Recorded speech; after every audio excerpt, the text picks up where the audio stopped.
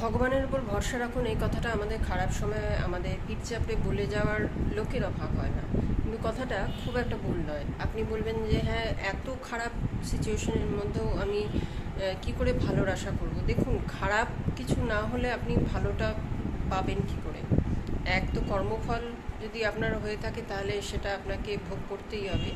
দ্বিতীয়ত ভগবান এই খারাপ সময়গুলোর মধ্যে দিয়ে তো আমাদের পরীক্ষা নেন, তাই না? আমাদের কতটা সহ্য শক্তি আছে, ধৈর্য আছে, সেটার পরীক্ষা।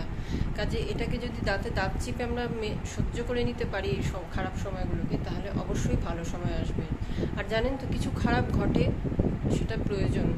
কারণ আজ এই মুহূর্তে যদি কিছু খারাপ ঘটে, তাহলে কয়েক বছর পর আপনি দেখবেন ওই খারাপ ঘটনাটা ঘটা দরকার ছিল, না হলে আজকে ওই সময়ের ওই ভালো দিনটা হয়তো আপনি দেখতে পারতেন না। তাই ঈশ্বরের উপর চোখ বন্ধ করে ভরসা রাখুন এবং তাকে সারেন্ডার